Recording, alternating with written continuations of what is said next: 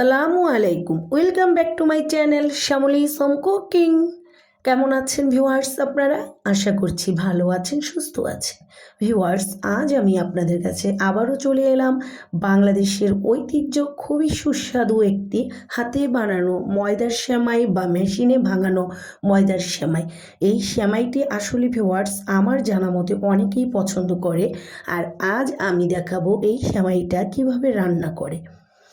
তো আমি এই সেমাইটা কিছুদিন আগে বানিয়ে নিয়েছি। তো আমি কিভাবে সেমাইটাকে বানিয়েছি সেই ভিডিওটা আমি ইতিমধ্যে আমার নুডলসের রংধনু নুডলসের ভিডিওতে দেখিয়েছি, যারা দেখেননি দেখে নেবেন। তো আমি এখানে সেমাই নিয়ে নিয়েছি প্রায় 400 থেকে 500 গ্রাম। তো সেমাইটাকে এখন আমি ভেজে নেওয়ার জন্য চুলাতে একটি পাত্র বসিয়ে দিয়েছি, আর সেই পাত্রে আমি সেমাইটাকে ঢেলে দিয়েছি। চুলার আঁচটা এই সময় মিডিয়াম রাখতে হবে, নয়তো যদি বেশি বাড়ানো থাকে তাহলে আসলে সেমাইটা পুড়ে যাবে। এই সেমাইটাকে একটু সময় নিয়ে ধৈর্য ধরে ভেজে নিতে হবে। আস্তে আস্তে আলতো হাতে পুরা পাত্রে সেমাইটাকে ছড়িয়ে ছড়িয়ে ভেজে নিতে হবে। দলা পাকানো সেমাইগুলিকে দেখে দেখে মাঝখানে দিয়ে দিয়ে ভেজে নিতে হবে। তো সেমাইটা যখনই একটু একটু হালকা লাল হয়ে যাবে আর একটি সুঘ্রাণ চলে আসবে, বুঝতে হবে সেমাইটা আসলে ভাজা হয়ে গেছে। আমিও ঠিক সেইভাবে ভেজে নিচ্ছি। আমার সেমাইটাও প্রায় ভাজা হয়ে এসেছে। আমি প্রায় এখনই সেমাইটাকে নামিয়ে নিব।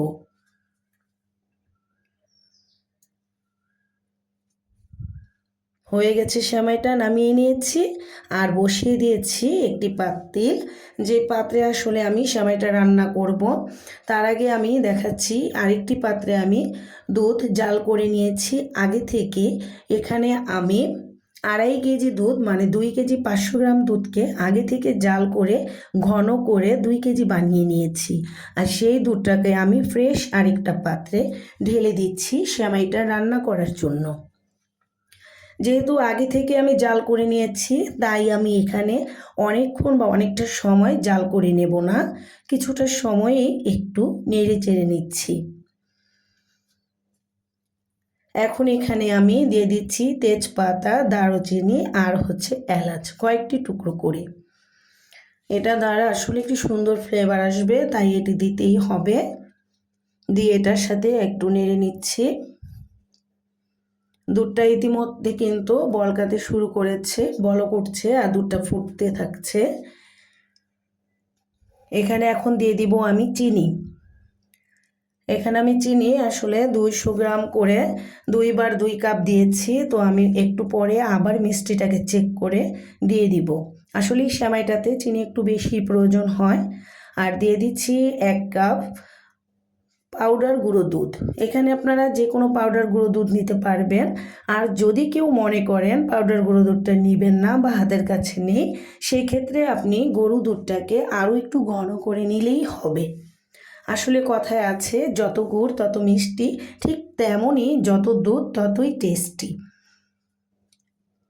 তো আমি পাশের গ্যাসে আরও একটি পাত্র বসিয়ে দিচ্ছি, সেখানে একটু পানি নিয়ে নিয়েছি। তার কারণ আমি সেমাইটাতে নারকেল কোড়া দিব, আর সেই নারকেল কোড়াটাকে আমি এখানে পানির সাথে দিয়ে দিচ্ছি। নারকেলটা আমার ডিপে কোড়ানো ছিল আগে থেকেই, আর কিভাবে আমি ডিপে নারকেল কুড়িয়ে সংরক্ষণ করেছি সেই ভিডিওটাও আমার অনেক সবজি সংরক্ষণ ভিডিওতে আছে। আমি দিয়ে দিব লিঙ্কটি, আপনারা চাইলে দেখে নেবেন। তো এই নারকেল কোড়াটা এখন আমি বলক আনিয়ে একটু ফুটিয়ে নিব। তার কারণ অনেকেই হয়তো জানেন, অনেক সময় নারকেলের জন্য দুধের যেই কোনো জিনিস ফেটে যায় বা কেটে যায়, আর এই দুধ ফেটে যাওয়া বা কেটে যাওয়ার হাত থেকে রক্ষা করার জন্য বা নিশ্চিত হওয়ার জন্য আমার এই টিপস। তো আপনারাও আশা করি এই টিপসটি অবশ্যই করবেন, তাহলে আপনার দুধ নষ্ট হয়ে যাওয়ার কোনো সমস্যাই থাকবে না। তো এখন আমি এখানে দিয়ে দিচ্ছি ভাজা সেমাইগুলো।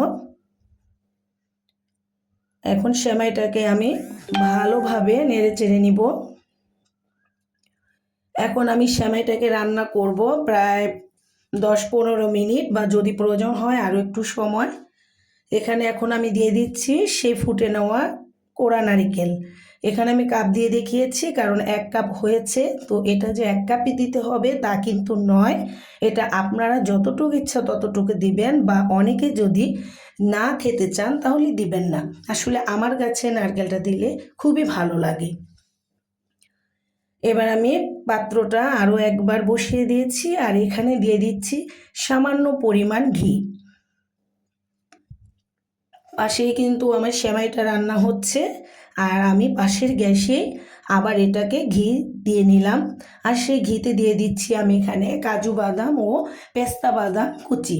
পেস্তা বাদামটাকে আমি একটুখানি কুসুম গরম পানিতে ভিজিয়ে খোসা ছাড়িয়ে নিয়ে কুচি কুচি করে নিয়েছি।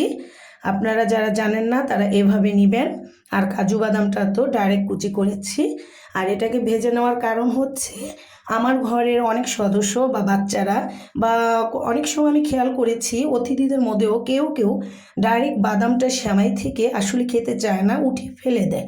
তো যদি আপনি এইভাবে ঘিয়ে ভেজে বাদামটাকে দেন তাহলে এটি ফেলবে তো দূরের কথা, একবার খেলে বারবার খেতে চাইবে।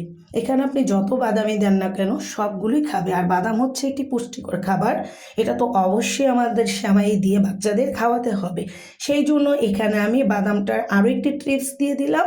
তো বন্ধুরা, এই টিপস এবং সেমাই রান্না সব কিছু মিলিয়ে যদি আমার রেসিপিটি ভালো লেগে থাকে তাহলে অবশ্যই একটি লাইক দিয়ে দিবেন। আর এখানে আমি এখন সেই ভাজা বাদামগুলো সেমাইয়ের মধ্যে দিয়ে দিচ্ছি, কারণ কিছুক্ষণ পরে আমি সেমাইটাকে নামিয়ে নিব। তার আগে আমি বাদাম দিয়ে আবার একটু নেড়ে নিচ্ছি। আর এখানে আমি মিষ্টিটা চেক করে এখানে আমি আরও কিছু চিনি দিয়ে দিয়েছি। সর্বমোট আমার এখানে 600 গ্রাম চিনি লেগেছে। যারা মিষ্টি একটু কম বেশি খেতে চান আপনাদের স্বাদ মতো ইচ্ছে মতো দিয়ে দিবেন। আর আমার চ্যানেলে যদি আজকে কেউ নতুন হয়ে থাকেন তাহলে এখনই সাবস্ক্রাইব করে ফেলুন, পাশে থাকা বেল আইকনে টিপ দিয়ে রাখুন যাতে আমার আগামী ভিডিওগুলো সবগুলো সবার আগে আপনার কাছে পৌঁছে যায়। আর ভিউয়ার্স বন্ধুদের কাছে শেয়ার করুন, লাইক দিন, আমার পাশে থাকুন। আমাকে এখন পর্যন্ত যারা যারা সাবস্ক্রাইব করেছেন বা আমার ভিডিওতে সময় দিয়েছেন তাদেরকে অনেক অনেক অনেক ধন্যবাদ। আর আপনাদের সুস্থতা, শারীরিক ভালো থাকা সব কিছু কামনা করে আজ আমি এখানেই শেষ করব। তার আগে আপনাদের দোয়া চাইছি যাতে আমি আরও ভালো ভালো ভিডিও নিয়ে আপনাদের সাথে আবার আসতে পারি। আর ওই পর্যন্ত ভালো থাকুন, সুস্থ থাকুন। Bye bye viewer.